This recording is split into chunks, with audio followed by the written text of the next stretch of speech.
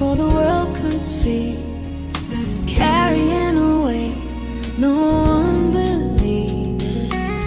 Midnight hours, riding through the pain, wondering if sunshine came again. But you were there when I couldn't find the words. You were there, helping me be heard. I didn't walk alone through the valley of my doubt.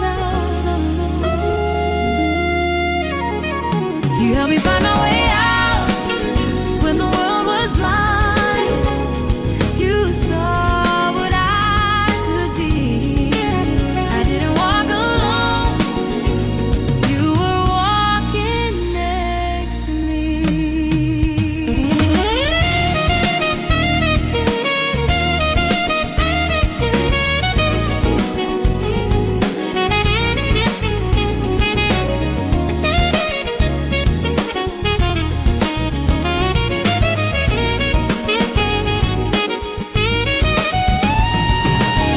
You caught the lies before they caught me, showed me truth when I couldn't see. Every question, every late night talk, you stayed steady when I couldn't walk. Happy, broken, finally free. Grateful for what you saw in me. Not perfect, but finally whole. You didn't save my life, you helped me save my soul. I didn't walk alone, and I need you to know every word, every truth, every dream that has grown started with you believing before I could believe. I didn't walk alone.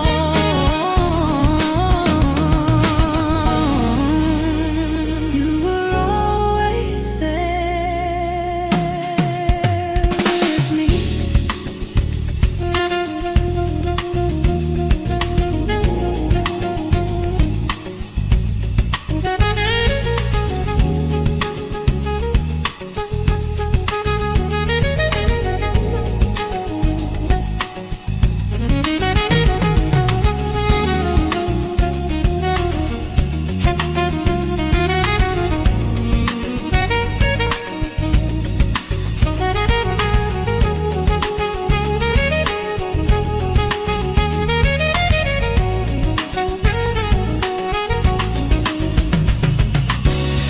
So if you do not know what to pursue right now, pursue yourself.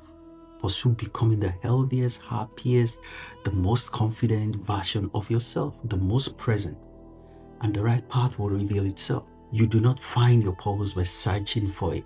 You find it by becoming the person your purpose needs you to be. And when you start, you will feel resistance. Good. The greater the impact something could have on your life, the greater the resistance you will feel. Resistance reveals importance. Fear marks the door. Walk through, but you will need discipline, because only the disciplined are truly free. If you are not disciplined, you are a slave to your moods, a slave to your impulses, a slave to your comfort zone. Discipline is not the cage, it is the key. Pursue yourself. Read your resistance. Embrace discipline. The path will appear that empty.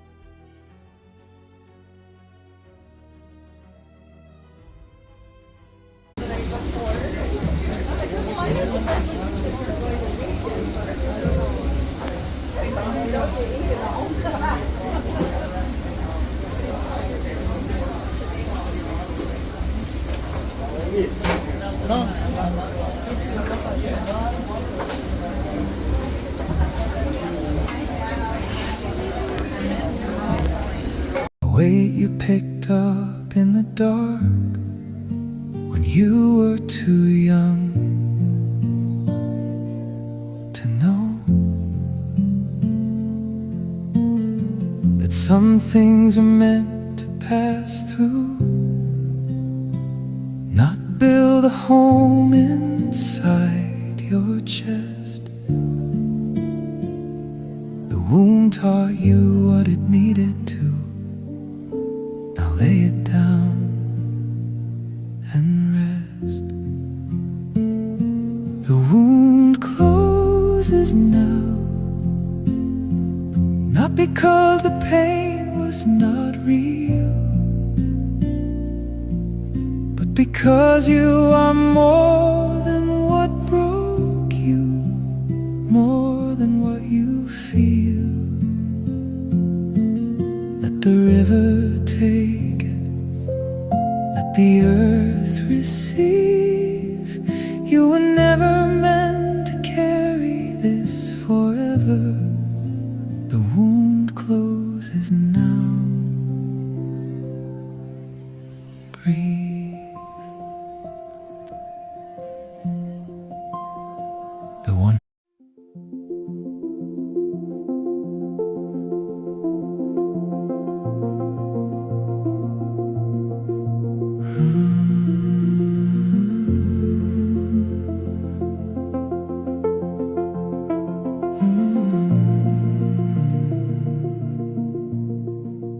I am not swimming,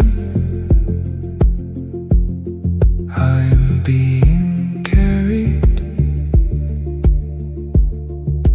I am not pushing,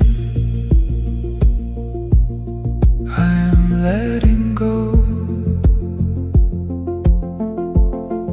Flow with the flow, let it take you where it knows. Flow with the flow. Sometimes you have to let people suffer, not out of spite, but out of wisdom. I used to think loving someone meant saving them from their bad decisions, from their patterns, and from themselves. I will warn them, explain, repeat. I will step in front of the consequence before it could land. And I thought I was helping. I wasn't helping, I was interfering. And interference delays learning. Here's what I had to understand. People don't make the same mistakes twice by accident. They choose it, they ignore the warnings. They repeat patterns they already know leads nowhere. Then they expect someone to absorb the consequence for them. They're robbing them of the only thing that actually changes behavior: experience. You can explain the same message 1,000 times until someone feels it. Nothing sticks. That's why people make the same choices even after you warn them. They heard you, they just didn't feel you. Pain creates memory, words creates awareness. But you see, pain creates change. Think about your life. What actually changed you? Was it an advice? Was it a book? Was it someone explaining to you what you should do? Or was it the moment life hits you in the chest and you had no choice but to adapt? The lesson that stuck were the ones that hurt, not because pain is good, but because pain is memorable. And memory is where change lives. And here's the hardest part to accept. Most people who are struggling are not confused. They know the relationship is toxic. They know the habit is destructive, and they know the path leads nowhere. They are not choosing out of ignorance, they are choosing comfort over growth. And that's their right, and it is not your job to override it. You cannot want someone's growth more than they want it. You cannot walk their path for them. You cannot carry their lessons without stealing their strength. Trying to carry everyone's consequences will destroy you. It creates resentment, it creates burnout, and it creates emotional exhaustion because you are taking responsibility for outcomes that were never yours to manage. The savior complex is a slow suicide. You bleed for wounds that you did not make. So you carry weight that you are not meant to lift, and eventually you collapse. Not from giving, but from giving to those that will not receive. Letting go does not mean you don't care. It means you care enough to allow reality to teach the lesson instead of you playing the savior. Some people will only change after life corrects them. That's not cynicism. That is observation. They need the relationship to end. They need the money to run out, and they need the body to break. They need the consequence to land. And if you keep stepping in front of the correction never comes, and the person would never change. Your rescue becomes their delay, and your love becomes their obstacle. Here's the boundary. Let them suffer, not out of spite, but out of wisdom, not out of cruelty, but out of love, love that trusts them to learn. the love that respects their path, the love that does not steal their growth by preventing their pain. You can speak the truth maybe once or maybe twice and let life speak. Because the growth delayed by rescue is growth denied. Die empty, but do not die carrying things that were never yours. Live a little reckless. You might just survive it, and now you have the most exciting story you've ever experienced. Storms in the middle of nowhere, ocean salt on your skin, cheap coffee at 4 a.m, sleeping under the stars in a graveyard. The universe didn't build volcanoes, lightning storms, tigers, and motorcycles, so you could sit quietly in a recliner, worrying about cholesterol, while your soul fucking dies from boredom. Live a little reckless. Tell your people you love them. Every time you see them, take the trip, start the project, write the fucking book. Film the movie, walk away from the thing that's killing your spirit, because one day this amazingly beautiful ride shuts down, lights out, curtain closed, game over. And when that moment comes, would you have a story worth telling? Die empty. Peace. There's a voice in your head, you hear it right now, commenting on what I'm saying. But here's the question: if you can hear the voice, who is listening? There's the thinker who speaks, there's the listener who receives, and there's the observer who notices both. Which one is you? If you can observe your thoughts, you cannot be your thoughts. The seer is not the seen. You were never in the movie, you were watching it. For most of my life, I treated my mind like a courtroom, and I was always on trial. The thoughts were the prosecutor, accusing, attacking, reminding me of failures. The thoughts were the judge, pronouncing me guilty, unworthy, not enough. And I sat there, the defendant, trying to defend myself, but I was never in the courtroom. I was watching it from outside. The trial was a play, and I was the audience. The audience can leave.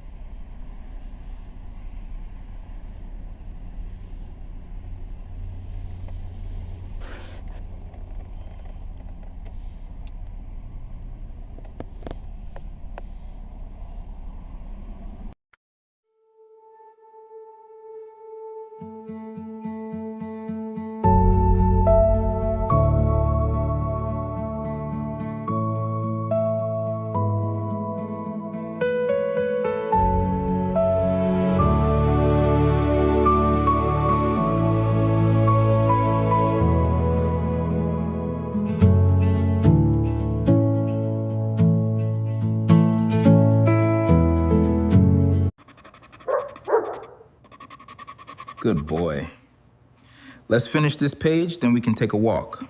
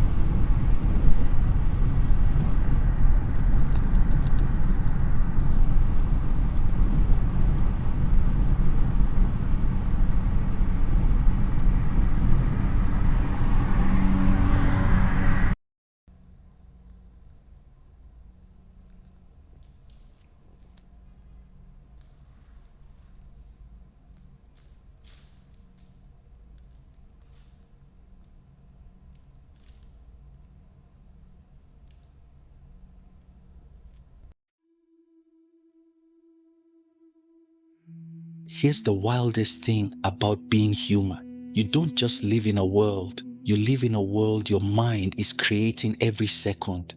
And that world feels just as real as gravity.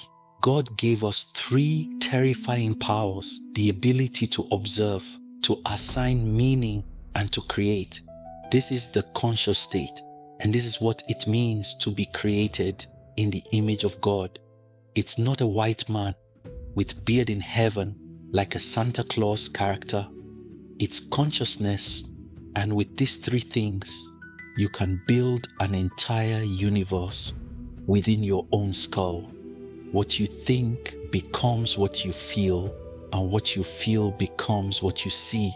What you see becomes what you believe, and what you believe becomes your reality. This isn't manifestation TikTok nonsense. This is psychology, neuroscience, spirituality, and metaphysics all shaking hands. We roll our eyes when someone says, "my truth." I get it, sounds like drinking your own Kool-Aid. But here's the uncomfortable part. Everyone's reality is true to them. A Mormon mom in Utah, a Muslim father in Cairo, a Buddhist monk in Nepal, an atheist scientist in London. Every one of them has had moments, experiences, coincidences, epiphanies that confirm their worldview, their reality fits the puzzle pieces of their life as perfectly as yours fits yours, not because they found the truth, but because they found a truth that fits their programming, upbringing, their wounds, their successes, and their hopes. Most of who you are, your politics, your religion, your fears, your insecurities were installed in you before you ever had a choice. Family, culture, social circles, echo chambers, algorithms, trauma, teachers, heroes, enemies. This shapes your truth long before you understood what truth even is. As Jung said, until you make the unconscious conscious, it will direct your life and you will call it fate. Here's the catch though. Just because of reality feel true doesn't mean it's healthy. Some people live in realities that break them. Some realities lead to love and stability, service, Others lead to addiction, chaos, resentment, or self-destruction. And in this modern world, we have forgotten this simple idea. A reality can be deeply true to someone and deeply harmful at the same time. This is society fracture, why culture clash, why religions battle, why politics turn feral. Everyone feels, if my reality is true to me, then your reality must be a threat, without understanding that every human is living a dream painted by their past, their pain, and their own unique perception. Here's the antidote. Let people have their reality as long as it doesn't destroy yours. Respect doesn't require agreement, and compassion doesn't demand conversion. You don't have to validate every belief, and you don't have to surrender common sense, and you don't have to call unhealthy realities healthy. But you can let people live their realities while you write yours with intention instead of programming. In the oldest spiritual traditions, from Hindu to early Christianity to the Stoics, there's a whisperer, an undercurrent of the same truth. We are fragments of God experiencing creation from the inside out. We don't just live reality, we generate it, we co-author it. Most people never realize this and spend their entire lives living someone else's script. But once you see it, once you realize you are creating the world you walk in, everything changes. You stop fearing other people's realities. You stop attacking them. You stop meeting them with expectation, and you start intentionally crafting your own. Your thoughts are the blueprints, your words are the command, and your actions are the manifestation. You are not trapped in reality, you are building it. Own that, and everything else becomes possible.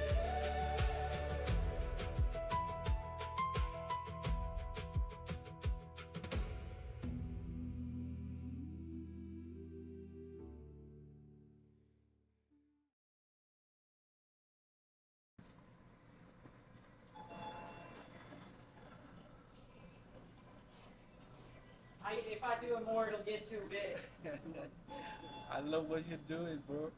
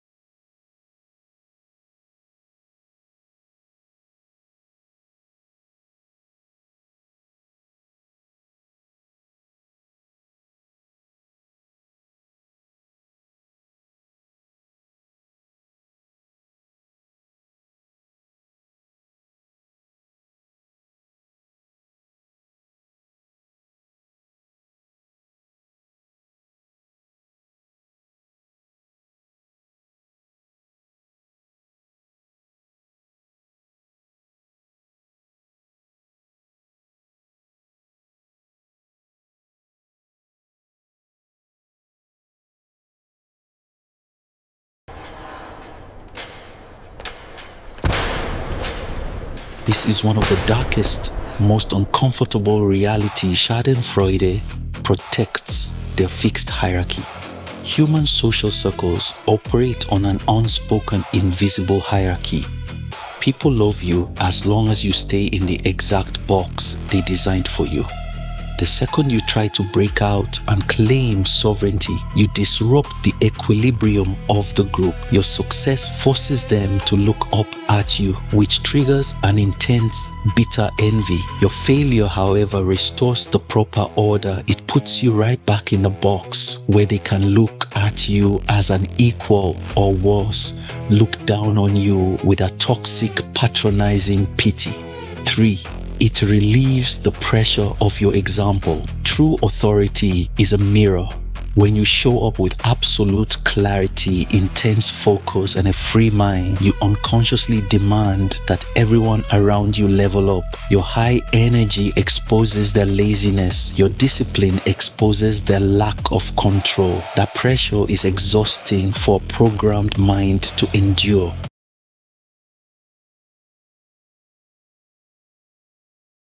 This is one of the darkest, most uncomfortable realities of human nature.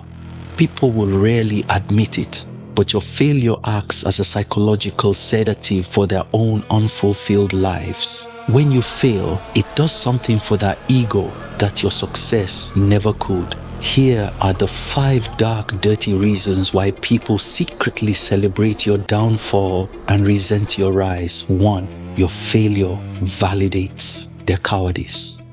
Most people are terrified of the void. They chose the safe path, the corporate cage, the comfortable script, the life of quiet compliance, because they were too afraid to take a risk. When you step out to build your own reality, you become a living, breathing threat to their choices. If you succeed, it proves they are cowards. But when you fail, they can finally exhale and say to themselves, "See, I knew it." That's why you don't try. That's why you stay in your lane. Your failure makes the mediocrity feel like wisdom. 2. Schadenfreude protects their fixed hierarchy. Human social circles operate on an unspoken, invisible hierarchy. People love you as long as you stay in the exact box they designed for you. The second you try to break out and claim sovereignty, you disrupt the equilibrium of the group. Your success forces them to look up at you, which triggers an intense, bitter envy. Your failure, however, restores the proper order. It puts you right back in the box where they can look at you as an equal, or worse, look down on you with a toxic, patronizing pity. 3. It relieves the pressure of your example. True authority is a mirror.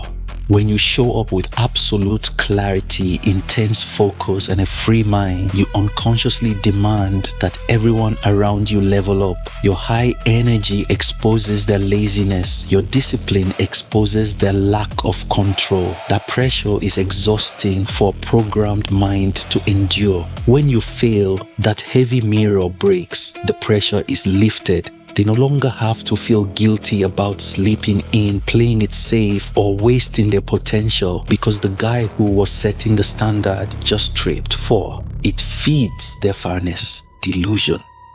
Most people harbor a deep, unexamined resentment toward the universe. They think life should be an egalitarian playground where everyone gets the same generic slice of pie. When you start generating your own gravity and pulling in outside success, it offends their sense of cosmic fairness. They think, why him?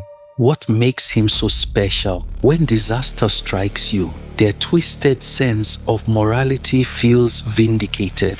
They view your suffering as cosmic justice, a correction that humbles the man who dared to want more than his fair share. 5. Pity is cheaper and more addictive than admiration. Admiration is expensive. To truly admire someone else's success, a person has to swallow their pride, check their ego, and admit that someone else outworked or outthought them. It requires humility, but pity Pity is incredibly cheap and it makes the person giving it feel godlike. People love to comfort you in your failure because it puts them in the position of strength. When they offer you sympathy, they get a massive chemical rush of moral superiority. They don't want you on top of the mountain. They want you bleeding at the bottom so they can feel noble for handing you a bandage. The sovereign antidote. Once you understand that their reaction has absolutely nothing to do with you and everything to do with their own internal prison, you stop fearing their judgment. Let them crave your failure. It is the only entertainment their programming allows them. Your job isn't to make them comfortable. Your job is to build your empire so high that the secret whispers can't even reach the summit. We are all carrying bags we didn't pack, trying to survive in a reality we didn't design. Let me ask you a very sober question. If you completely stop trying to manage everyone else's perception of you, and you finally accepted that you are fully allowed to be a disappointment to a world running on a broken script, what is the very first burden you would drop right now?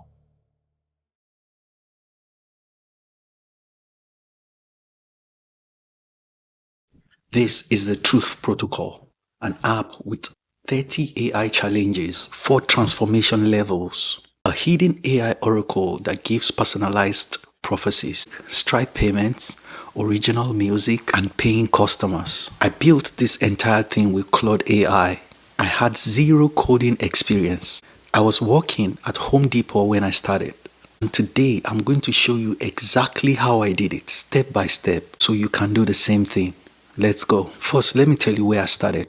December 2024, I arrived America. By March 2025, I was already working at Home Depot, overnight shift and stocking shelves. But I had this idea, an idea for a transformational game, something that will help people face their fears and become who they truly are. I called it the Truth Protocol. The problem, I had no idea how to build an app. I didn't know how to code, and I didn't have money to hire a developer. What I had was Claude AI and a vision, so I started a conversation. Here's what most people get wrong about AI. They think AI is a tool that does what you tell it. That's level 1. Level 2 is understanding that AI is a collaborator. I didn't just say build me an app. I said, here's my vision. Here's what I want people to experience. Help me figure out how to build this. And Claude didn't just give me a code. Claude gave me architecture decisions, database structure, page-by-page breakdowns, workflow logic, even the prompts I could use in Bubbles.io's AI generator to speed up the build. We created an entire build guide together. 30 days mapped out, every page, every feature, every workflow. Now I needed a platform to actually build on. Claude recommended Bubble.io, a no-code app builder. Bubble.io. Here's why it was perfect. No coding required. You build with visual elements. Database built in, store users data, everything, Stripe integration, accept payment easily, AI features that can generate pages. Bubble has its own AI that can generate pages. The cost is about $20 to $30 every month. That's it, the entire infrastructure cost for a live app. Let me walk you through how the actual build worked. Step 1, database structure. First, Claude helped me to design a database. We needed users with truth points, light tokens, current level, challenges, 30 of them with categories, difficult levels, the deep, the rebirth, the mirror, the ascension, user progress tracking. Claude gave me the exact structure. I just had to create it in Bubble. 2, page generation. Here's where it got powerful. Claude wrote AI prompts that I could paste directly into Bubble's AI generator. Create a dashboard page with users' current level, displayed prominently, truth points counter, light tokens counter, progress bar, and showing percentage to next levels, start challenge button, navigation to other pages. Pasted that into Bubble's AI. It generated 80% of the page. I just tweaked the rest. Step 3, the AI challenges. This is where Claude really shines. The Truth Protocol has 30 challenges across 6 emotional categories: fear, anger, shame, grief, joy, and love. Each challenge uses AI to respond to the user. Claude helped me write the system prompts for each challenge type, so when a user answers a challenge, they get a personalized AI response that actually helps them transform. Step 4, the Oracle. This is my favorite feature. Hidden in the app is a secret scroll called the Oracle. When you find it and click it, it gives you personalized AI prophecy based on your journey through the app. Claude helped me design the entire experience, the mystery, the reveal, the prompts that generate the prophecy. Step 5, payments. Claude walked me through setting up Stripe, creating subscription tiers, building the paywall, handling the post-payment workflow. When someone pays, they automatically get access to premium levels. Here's the real timeline. Week 1 to 2, learning bubble basics, setting up database. Week 3 to 4, building core pages with AI assistance. Week 5 to 6, creating all 30 challenges, writing AI prompts. Week 7 to 8, payment integration, testing and fixing bugs. Week 9, we launched.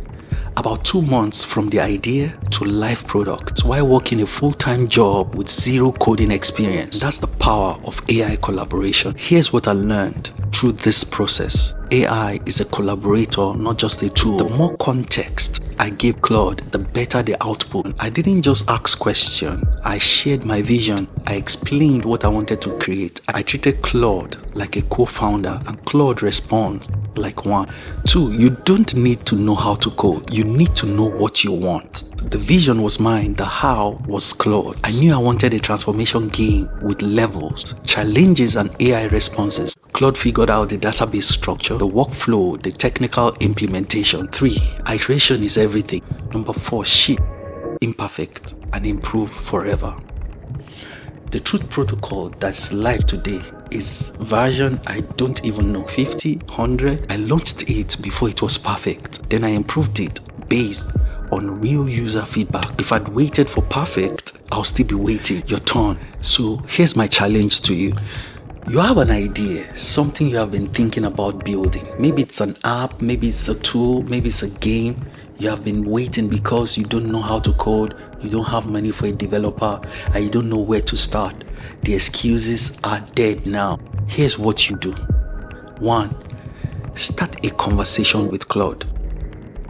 Describe your vision, ask for help structuring it.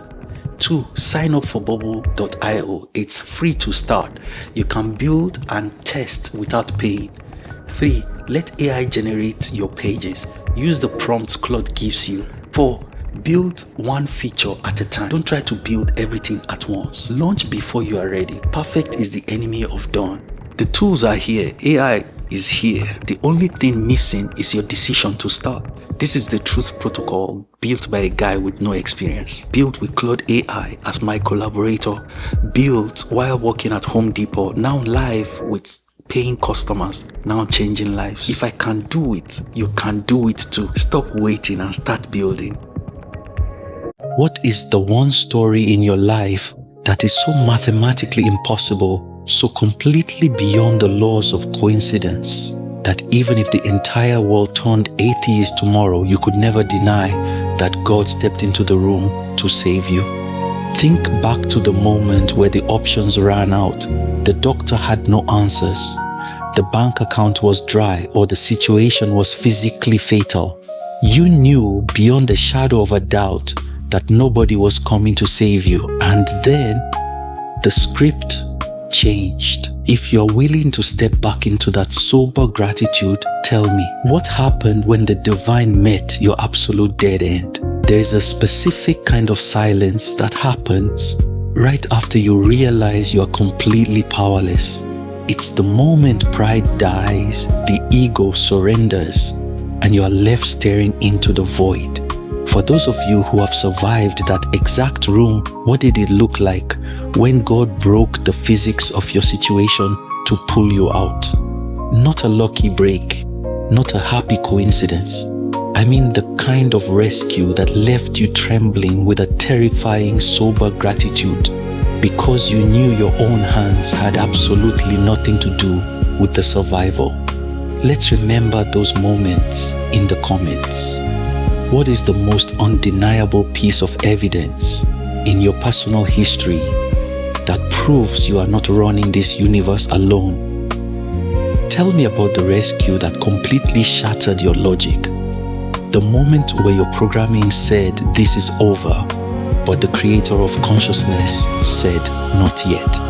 When you look back at that specific miracle, what does it tell you about the script you're supposed to be writing with your life today?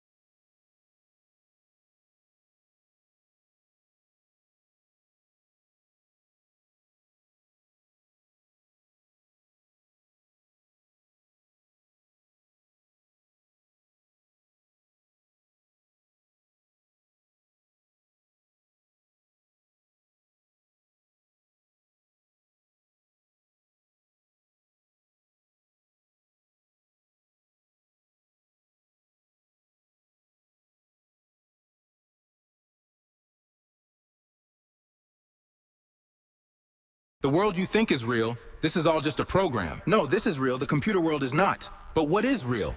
What you can feel, see, taste?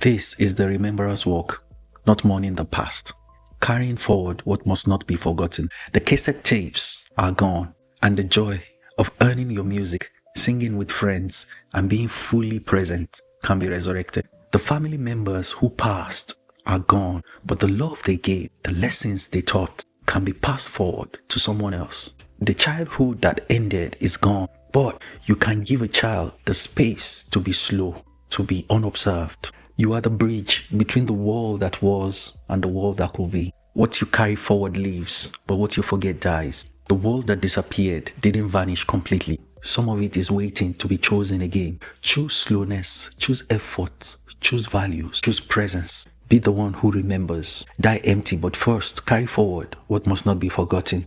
Peace. I am not saying throw your kids out the door and hope for the best.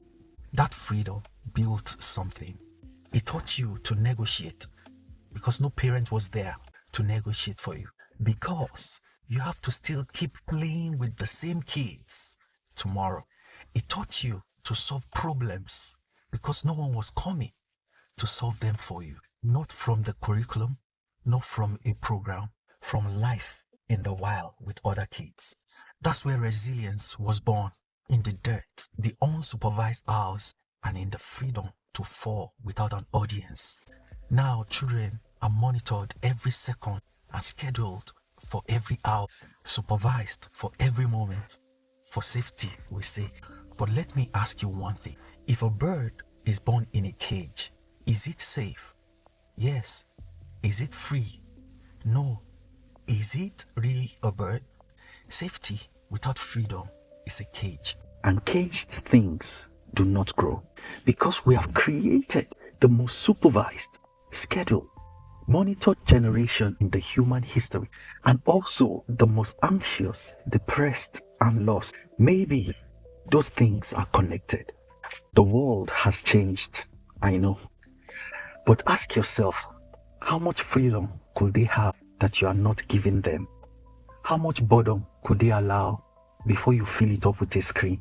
How much unsupervised time could you tolerate? Freedom is uncomfortable for parents because you are not in control. But control is not love, and protection is not preparation. Most times, the most loving thing you can do is let them fall. Freedom, the things they said we lost, is not completely gone. You can still give it in small doses. An afternoon with no plans, a backyard with no cameras, a bike ride with no destination. Safety keeps them alive, but freedom makes them live. Die empty. Someone wrote real food, and another person replied, even the food in Britain doesn't seem the same. I swear they are producing eggs and meat in labs. We feel it. Something is wrong, even in what we put inside our bodies. The tomato doesn't taste like tomato, and bread lasts for weeks when it should go stale in days. The chicken is 3 times the size it was in your grandparents' time. We can't always name what is different, but we taste it. Or rather, we taste the absence of the things that used to be there. The sweetness that comes from soil and the sun, not syrup. The texture that came from time, not processing. The nutrition that came from life, not laboratories. Real food used to come from the ground, from farms, not from factories, from soil that was cared for, not depleted, from animals that lived, not just existed. Then we optimized it. We wanted more, faster and cheaper, and we confined the animals. We modified the seeds. We sprayed the field. More food, faster deliveries, cheaper prices. We processed the products and we got what we asked for. More food, faster deliveries, and cheaper prices. But we lost something in the trade. We lost taste. We lost nutrition. And we lost trust. Here's what bothers me the most. If we can't trust our food, what can we trust? Food is the most basic thing. The thing we put inside us to become us. And even that is compromised now. We eat more than ever and we feel less nourished. We have more options than ever and we feel less satisfied. Because volume is not value and quantity is not quality. We optimized, and in optimizing it, we stripped it of its soul. What can you do? You can choose smaller, farmers markets, not from factories, local instead of global, imperfect produce instead of perfect imitations. It costs more, it takes more effort, but maybe that's the point.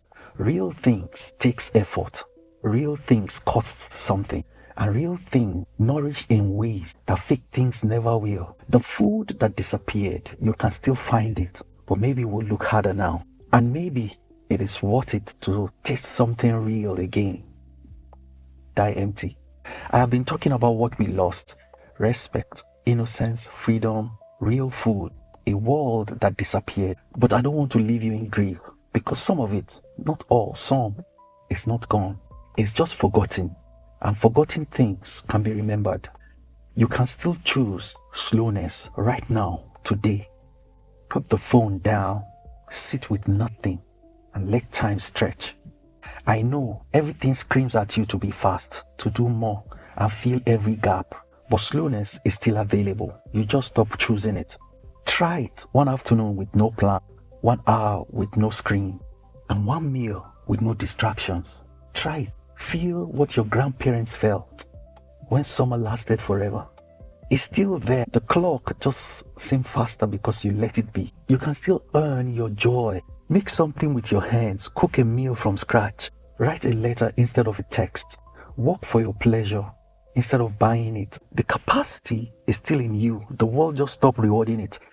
The satisfaction comes from the earning, not from the having. But reward isn't the point. The effort is the point.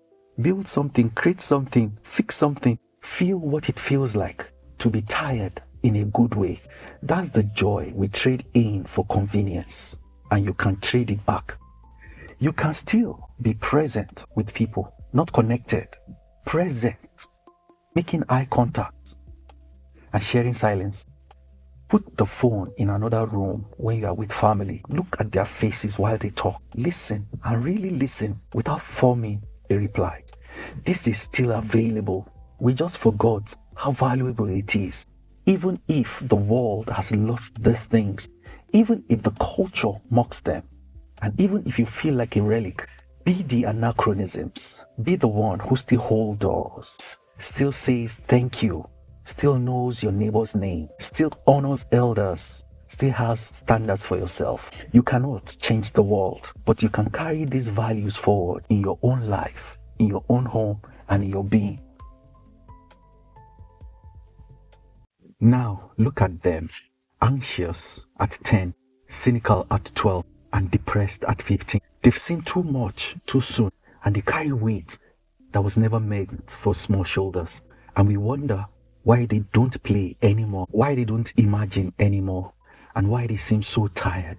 They are tired because we made them old before their time. We stole the years that they are supposed to be light, and now they are heavy forever. This is not about blame. It is about responsibility, because if we took it, then we can also protect what is left. Give them unobserved space. Let them exist without being documented. Give them slow. Let afternoons stretch without agenda. You cannot give back what was stolen, but you can stop stealing more. And maybe the children coming next will get to keep their shield a little longer. Innocence is not naivety. Innocence is protection. And protecting the innocent, that's not the world's job. That's yours. Die empty. Someone wrote freedom and somebody else described it perfectly. Kids playing outside. Let them tell you how childhood used to work and why your children will never know that feeling. You woke up, you ate breakfast, and you left the house. And your parents didn't see you again until the street lights came on.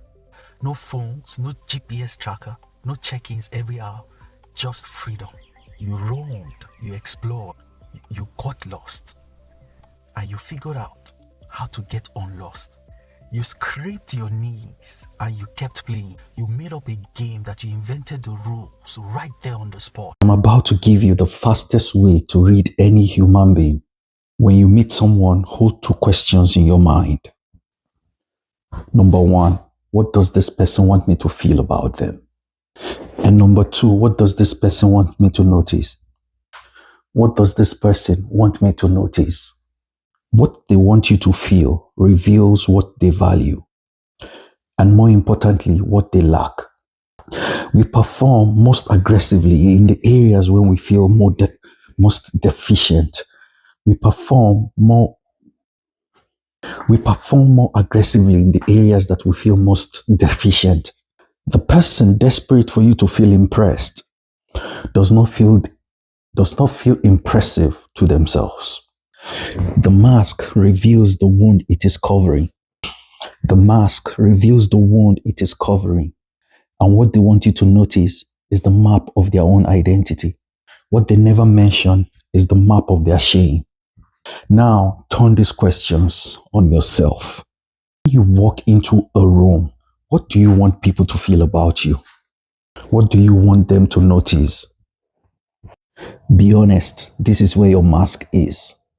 This is where your work is. The fastest way to read someone are these two questions. And the fastest way to free them and yourself is to make it safe for the mask to come off. Die empty. Yes, sir.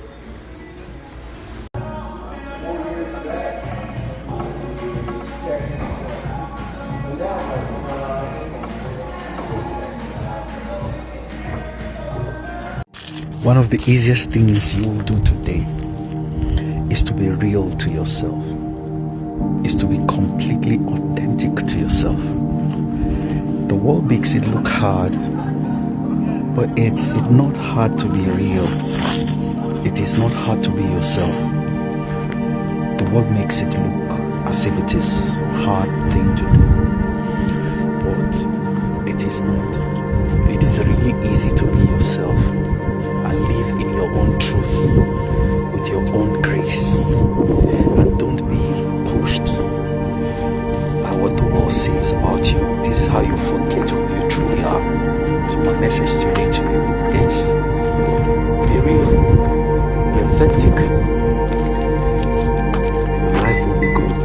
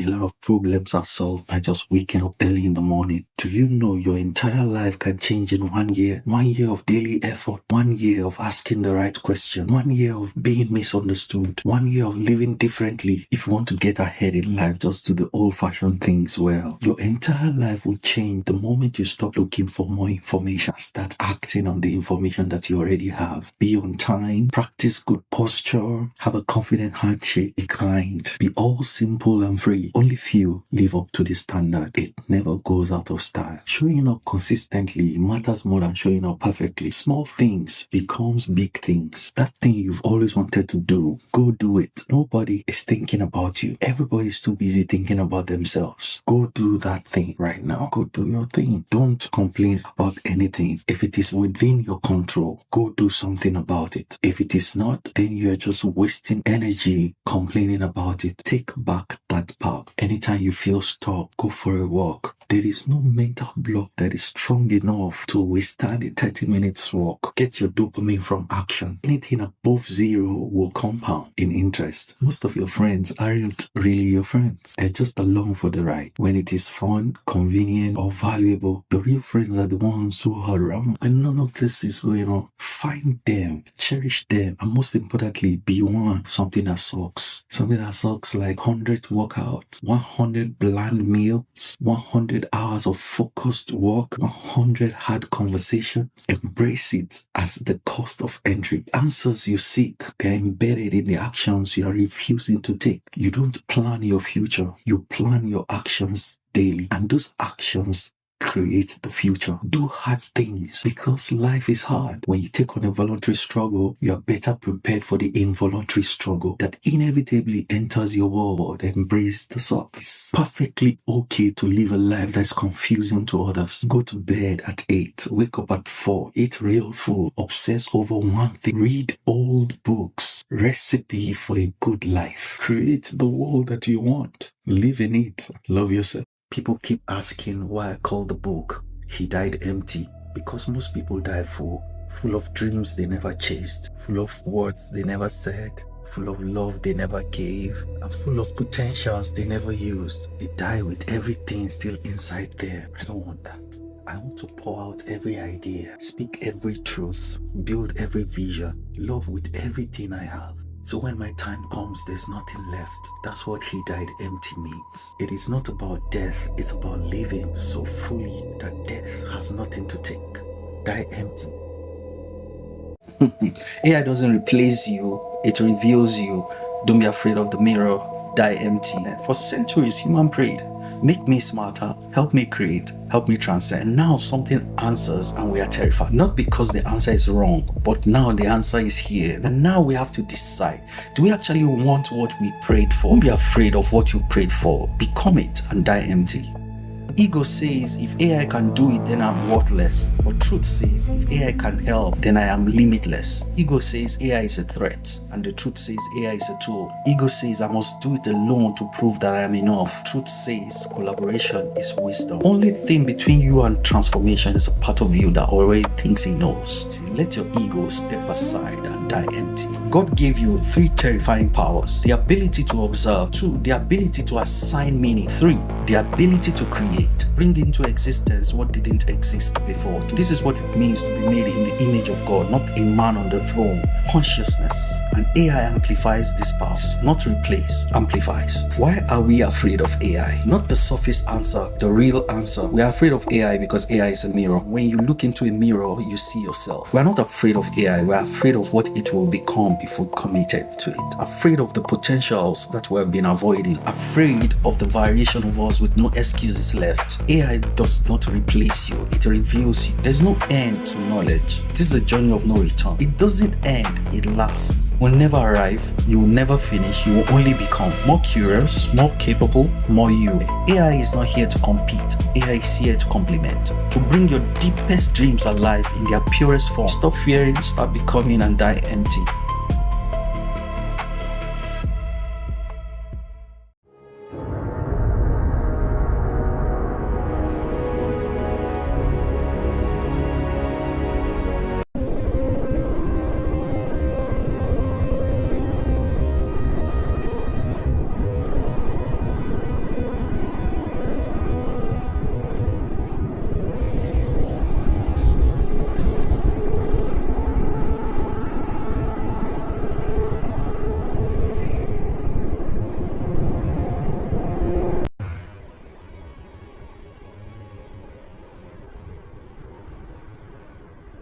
Your soul remembers these galaxies, child. We journey. Wow, this is it. Incredible. As above, so below.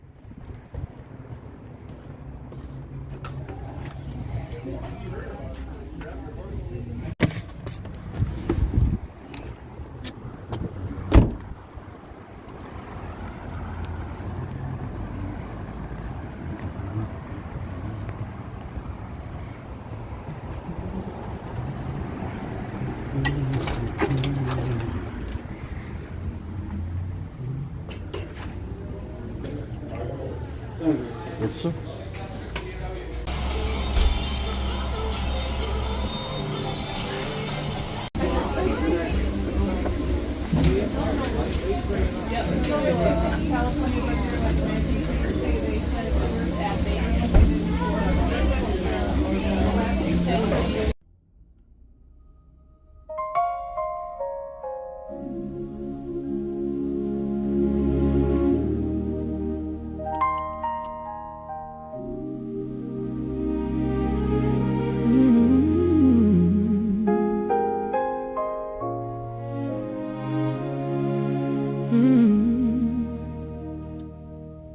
I was cold, I was broke, I was lost in the dark.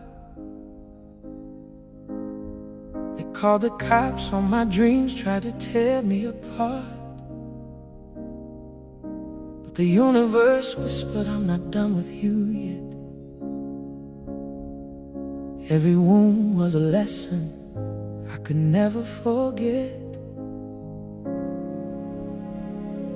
The mirror saw my tears before the world saw my rise. I knelt on that floor with gratitude in my eyes. No money in my pocket, but abundance in my soul. I thank the storm for making me whole. And I didn't even know how the seeds I planted would grow. But I trusted, I surrendered, and the universe remembered. Everything aligned, everything aligned. The blessings I couldn't see were already mine. Every closed door, every cold night was the universe preparing my life. I'm grateful for every step that led me here. I'm grateful, the abundance is finally clear. Everything aligned.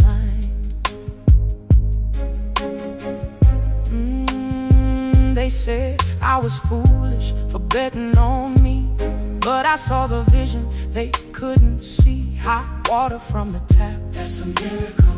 A roof over my head, that's a miracle. A heart that still beats after all that pain. The sun that keeps rising after all that rain. I don't chase anymore, I just open my hands. The universe delivers what the universe plans. I was looking for money, it was looking for me. The moment I stopped running, I was finally free. They said I was foolish for betting on me, but I saw the vision they couldn't see. Hot water from the tap, that's a miracle. A roof over my head, that's a miracle. A heart that still beats after all that pain. The sun that keeps rising after all that rain. I don't chase universe delivers what the universe plans. I was looking for money, it was looking for me. The moment I stopped running, I was finally free. And I didn't even know how the seeds I planted would grow. But I trusted, I surrendered, and the universe remembered. Everything aligned, everything aligned, everything aligned. Oh, the blessings I could.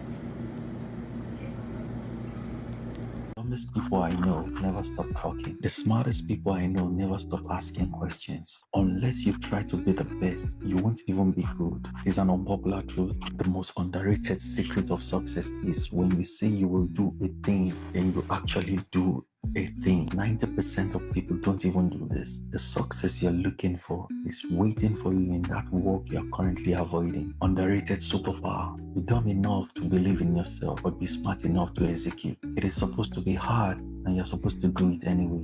The only people who deserve to be in your life are the ones who treat you with love, kindness, and total respect. Bol oynuyoruz Ümit'le beraber. Ümit abiyle beraber Ümit beraber.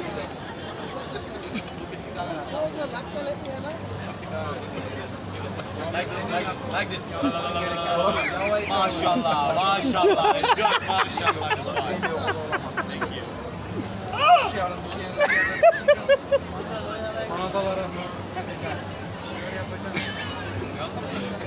you. How much are we paying you? Like? How much is our bill? 2 seconds, sir. Thanks so much. Welcome. Thank you. What is it? 70. 7 is okay. It's 35. I'll put him on. Thank